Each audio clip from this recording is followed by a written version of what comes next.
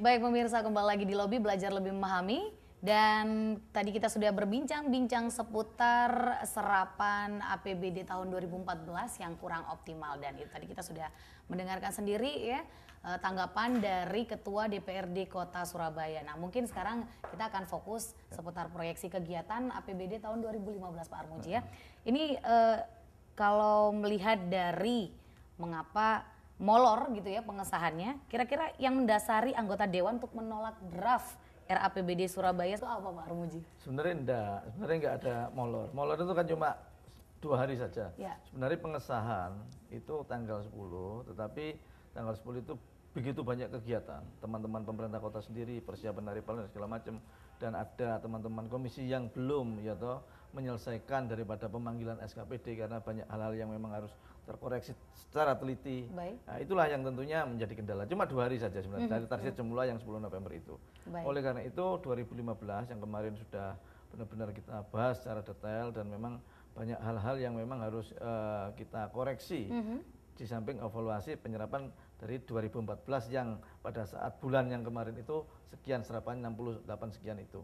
Oleh karena itu yang 2015 tentunya teman-teman juga mempunyai satu catatan-catatan apabila nanti pada saat triwulan ketiga misalnya 2015 tidak terserap, ya tentunya kita akan benar-benar mereka kita stressing, jangan sampai nanti itu catatan yang sudah kita beri itu mereka juga masih tetap melanggar dan masih tetap belum mampu menyerap sesuai dengan optimalisasi dari SKPD masing-masing. Baik.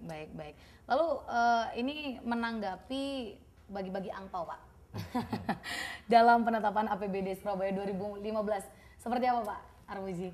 Saya kira itu enggak ada. Jadi teman-teman itu apa yang dikatakan bagi-bagi angpau dari mana itu apa yang diisukan, apa yang dikatakan hal semacam itu setiap tahun di semua DPRD beredar hal semacam itu. Tapi saya yakin dengan di bawah kepemimpinan saya ini teman-teman akan sadar dan benar-benar yang namanya pemerintah kota adalah mitra kerja daripada DPRD. Begitu juga DPRD akan memberikan suatu jaminan bahwa lembaga yang kita pimpin ini akan memfungsikan dirinya sebagai lembaga kontrol, sebagai lembaga budgeting, sebagai lembaga yang nantinya bisa menyerap aspirasi masyarakat, membuat perda dan segala macam. Ini yang tentunya sekarang paradigma ini kita benar-benar harus kita rubah. Itu yang tentunya nanti akan bisa kita lakukan. Baik. Namun kan ini terlihat oleh media begitu Pak. Sekian SKPD mendatangi kantor DPRD Kota Surabaya, sebentar langsung keluar. Nah, itu kira-kira kalau tidak bagi-bagi angpau ya, menutup desas-desus itu, apakah yang dibicarakan hanya sedikit Pak, sehingga SKPD itu cuma datang sebentar, keluar datang sebentar? Ya tentunya SKPD itu pada saat kita minta data, ada yang belum bawa RKA misalkan, data-data yang kurang komplit. Ya tentunya teman-teman kalau mereka tidak bawa data komplit ya toh seperti RKA atau mungkin buku-buku yang diperlukan pada saat mereka akan menambah anggaran atau mengurang anggaran, cuma lah dikatakan begitu lesan saja ya teman-teman nggak bisa menerima. Itu mungkin yang pembahasannya relatif singkat. Mereka disuruh kembali untuk bisa memperbaiki daripada rencana kegiatan yang akan ditambahkan, ada penambahan misalnya seperti itu kan nggak butuh waktu cukup lama karena mereka harus melengkapi data-data yang belum itu karena memang datanya nggak dibawa gitu ya Pak Armuji. Datanya kurang, jadi kadang-kala cuma asal-asalan saja begitu mereka karena kadang kala fotokopi per orang anggota komisi ini didadak juga di fotokopi di sini. Oleh karena itu kalau semua anggota tidak diberi fotokopian ya tentunya ngapain dibahas, ya sudah suruh keluar dulu fotokopi dulu di sini kan begitu. Baik, nggak usah wasting time gitu ya Pak. Iya, belum siap betul. Berarti tertutup ya Pak ya, tidak ada yang namanya bagi-bagi angpau dari DPRD Kota ya Pak ya? Nggak ada, saya jamin nggak ada hal semacam itu, tidak yang dikatakan media atau mungkin orang itu tidak adalah. Yang keluar masuk ya mereka belum selesai menyelesaikan tugasnya. Baik. Nah, untuk tahun 2015 ini Pak, berapa sih besaran APBD Kota Surabaya? Kita hampir 7,3, terus PAD-nya 3,2 lah, kurang lebih seperti itu. Dan dengan kekuatan seperti itu, mudah-mudahan untuk Kota Surabaya sendiri bisa memberikan suatu maksimal dalam bentuk apa yang dilakukan oleh pemerintah kota. Kita lalu mengawasi sebagai lembaga kontrol, lembaga pengawas yang benar-benar secara maksimal dan mewujudkan bahwa itu untuk kepentingan masyarakat. Baik, nah itu naik sekian berapa persen Pak kira-kira dari APBD yang 2014? Kenaikannya sih nggak terlalu banyak. Kalau kemarin 6,8 atau berapa, sekarang nggak terlalu banyak. Tapi tentunya kita sudah perhitungkan nanti apabila ada kenaikan BBM, itulah yang menjadi ada satu kenaikan. Baik, baik. Nah, kenaikan BBM kabarnya kan juga akan membuat adanya inflasi seperti itu ya Pak ya. Itu juga apakah sudah dirancangkan dengan APBD Kota Surabaya yang segitu nilainya atau? Sudah, jadi kita sudah menghitung nanti apabila ada kenaikan BBM, mungkin ada eskalasi harga dan segala macam, ada perubahan, tapi mungkin juga ada pengurangan daripada volume apa yang dikerjakan. Nah, dari estimasi inilah yang tentunya sudah dihitung mulai kemarin, karena kita membahas juga agak malam karena hal-hal semacam itu yang kita perhitungkan. Baik. Nah, untuk sekian triliun ya Pak ya, 7, sekian triliun, itu titik beratnya ada di mana Pak untuk anggaran yang paling besar?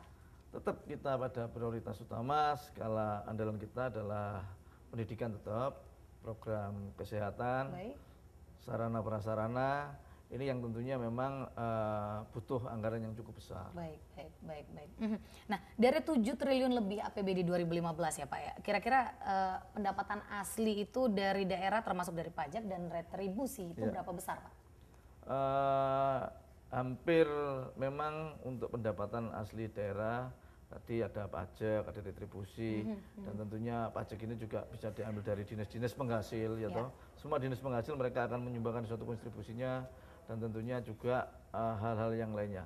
Oleh karena itu, apa yang sudah kita lakukan, tapi kemarin juga ada dinas katakan LH, mereka targetnya harusnya itu capaiannya sekian persen, tapi mereka pada saat kita target di APBD 2015 ini mereka justru turun, tapi pada saat perangkaan terakhir tetap kita kembalikan, mereka harus menaikkan sekian persen itu terpenuhi.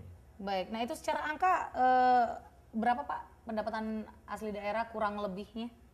Ya PAD kita sekitar 3 sekian triliun itu tadi. 3 sekian triliun ya.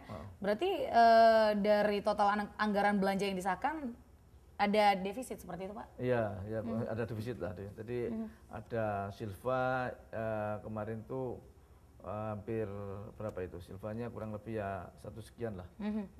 Itu yang tentunya harus menjadi satu perhatian daripada pemerintah kota. Baik. Tapi dari pendapatan daerah sendiri mengalami kenaikan di APBD 2015 ya Pak ya? Ada kenaikan. Baik. Apakah kenaikannya signifikan atau seperti apa? Enggak, ya setiap tahun kenaikannya hampir seimbang lah dengan. Seimbang ya? Seimbang. Baik. Nah, untuk program prioritas pemerintah Surabaya tahun 2015 nih, Pak Armuji. Jadi prioritas tentunya sarana prasarana kota juga bukan cuma orientasi di tengah kota, tapi tentunya akan menyebar di seluruh wilayah, baik itu wilayah selatan, timur, barat, dan utara. Mereka akan menyebar. Kita berikan suatu infrastruktur yang tentunya bisa dinikmati, bukan cuma di tengah-tengah kota, tapi mereka katakan di Bula itu mereka ada sentra. Nah, nanti kita akan bahas lebih lanjut ya Pak Armuji. Baik pemirsa, kalau penasaran jangan kemana-mana, tetap di Lobi, belajar lebih memahami.